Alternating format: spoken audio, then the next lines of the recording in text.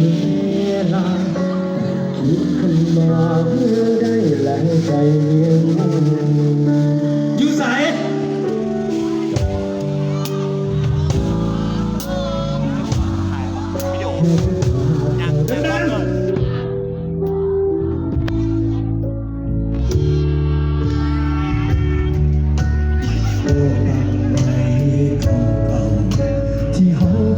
ใส่น้ำที่เขียนข้างฟ้าห้องเงียนเขียนว่า I love you เขียนทั้งชีวิตมองหาคิดทั้งคนรักตอนรอคิดทั้งวันเวลาเก่ารอนานอยากกลับไปอยู่มออยากกลับไปเป็นเด็กมอเรียนวิชาภาษาใจพอกลับมาทั้งบ้านเราค้นภาพถ่ายเมื่อวันวาน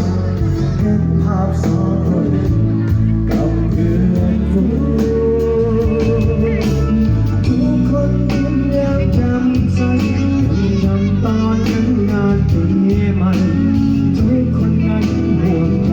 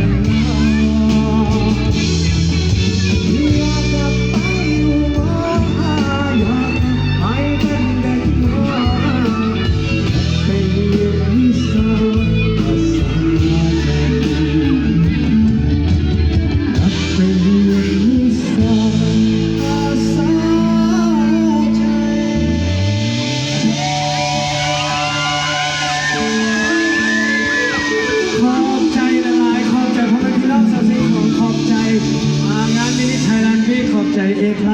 แล้วก็ขอบใจว่าลืมซื้อไม่ยังก่อนมันนี่วันช็อปโอ้มันนี่วันช็อปเนาะเป็นไงละวันขามากับไอ้จากไอ้เป็นอย่าง